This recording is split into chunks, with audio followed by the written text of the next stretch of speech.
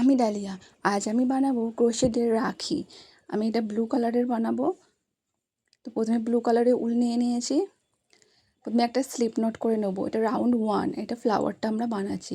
Round 1-এ প্রথমে slip not করে 55 chain বানাবো, 55টা চেন।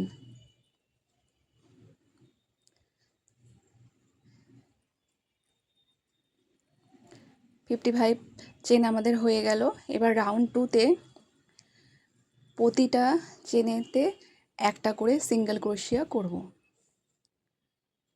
সব কটাতে একটা করে সিঙ্গেল ক্রোশিয়া হবে।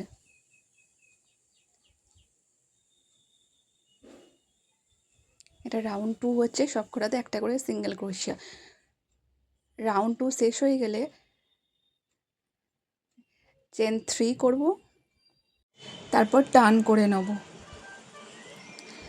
টার্ন করার পর রাউন্ড 3 শুরু হবে। এখানে প্রথমে একটা ডবল ক্রোশিয়া করব, নেক্সট যে চেনটা আছে 3টে চেন বানাবো। ডবল ক্রোশিয়া করে যে স্পেসটা হলো ওইখানে আমি একটা সিঙ্গেল ক্রোশিয়া করব। তারপরে স্পেসে আবার ডবল ক্রোশিয়া,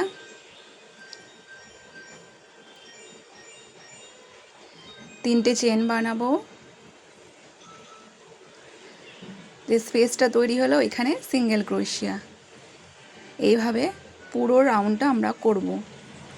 প্রথমে ডবল ক্রোশিয়া, 3 চেন, যে স্পেসটা তৈরি হবে এখানে সিঙ্গেল ক্রোশিয়া। এইভাবে পুরো রাউন্ডটা আমরা করব। ডিজাইন এরকম তৈরি হয়ে যাবে। যে হয়ে গেছে আমাদের। রাউন্ড 3 একদম শেষে প্রথমে 2টো চেন বানিয়ে স্লিপ স্টিচ করে দেবো। একটু লম্বা করে সুতোটা কেটে নেবো যাতে একটু সেলাই করতে সুবিধা হয়। ব্যাস হয়ে গেল আমাদের ফ্লাওয়ারটা। এবার আমরা ছুঁচের সাহায্যে প্রথমে ফ্লাওয়ারটা রোল করে আমরা বানিয়ে নেবো। তারপরে ছুঁচ দিয়ে এটাকে সেলাই করে নেবো, যে বড় সুতোটা আমরা রাখলাম ওইটার সাহায্যে।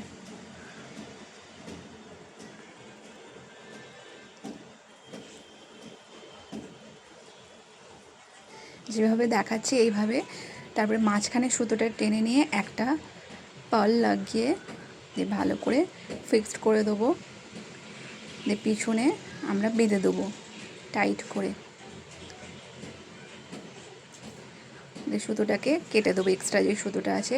দিয়ে সাইডে আমরা স্লিপ স্টিচ করে সেখানে আমরা 30টা চেন বানাবো, 30 চেন।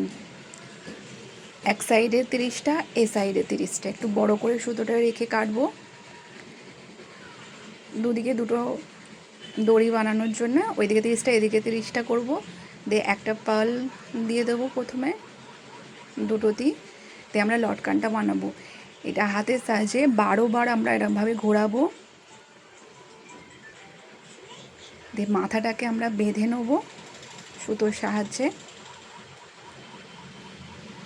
দিয়ে নিচের দিকটা কেটে দেবো।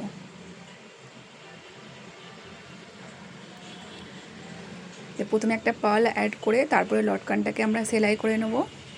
দুদিকই আমরা সেমভাবে করব।